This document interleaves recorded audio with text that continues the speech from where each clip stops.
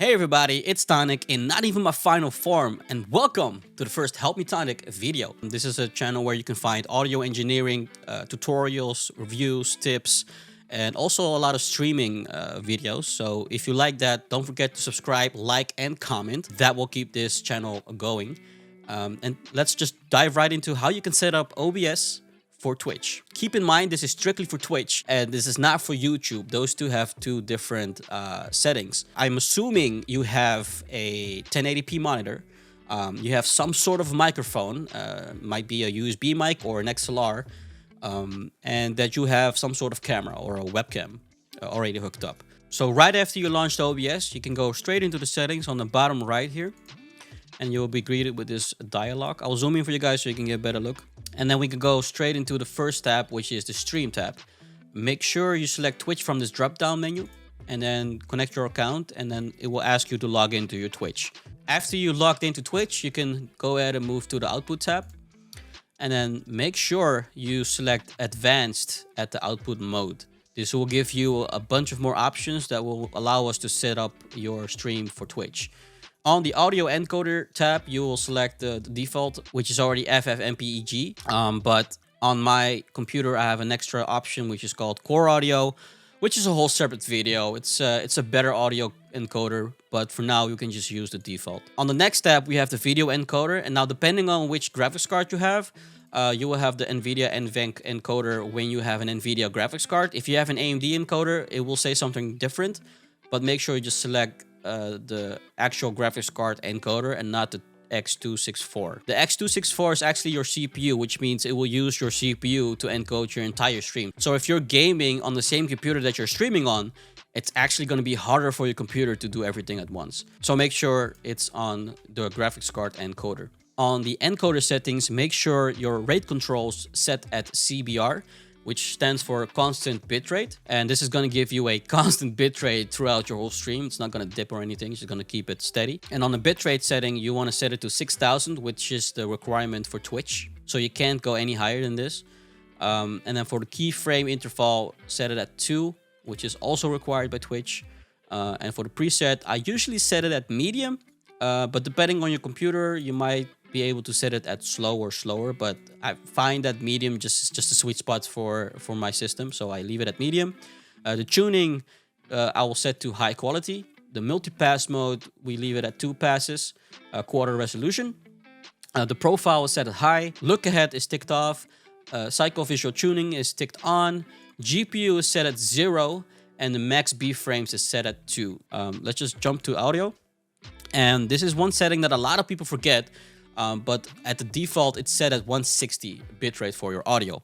And these days, Twitch actually allows you to go all the way to 320 bitrate, which gives you a little bit more audio quality without actually compromising the workload on your PC.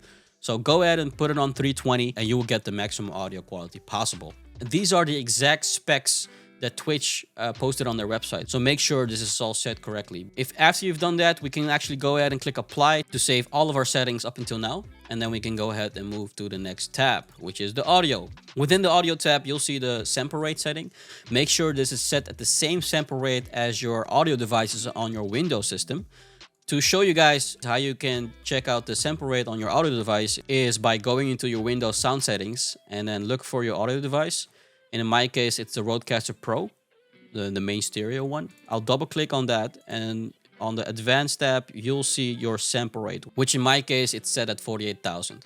So I make sure that in OBS, my sample rate is also set at 48,000. All right, so for the channels, you'll leave it at stereo. Your desktop audio is actually going to be your main device, your main audio device. And in my case, that's the Rodecaster speakers.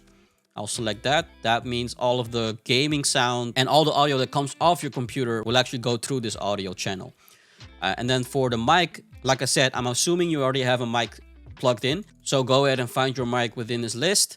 And in my case, it's the microphone Rodecaster Pro chat. So I'll go ahead and select that. And then after that, you can just go ahead and click apply to save the settings. After you've clicked apply, you can actually notice the audio levels showing up on your audio mixer within OBS.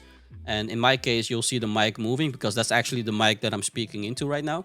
So that means it's all working. So you've done it correctly. Let's move on to the video tab. And this is where you would set your base canvas resolution and your output scaled resolution. This is what I mean when I assume you have a 1080p screen. If you don't, this is where you would do all the scaling. So the base canvas resolution basically means what your preview within OBS would be. So you can set that at the actual resolution of your monitor. So if you have a 1080p monitor, you want to set this at 1080p. If you have a, let's say, a 4K monitor, this is where you want to set the 4K resolution. In my case, I have a 2K monitor, so a 2560 by 1440. So that's what I'm selecting. For the output, this is actually going to be the output resolution that you're going to send out to Twitch.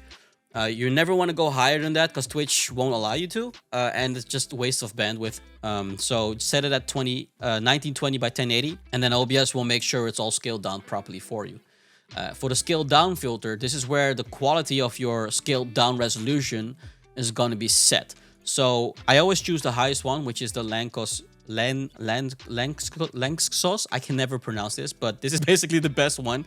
So go ahead and select that. And then for the FPS, you want to set it at 60.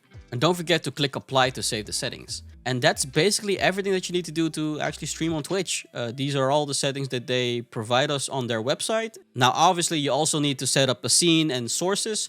That's going to be for your overlays and your camera and your screen capture.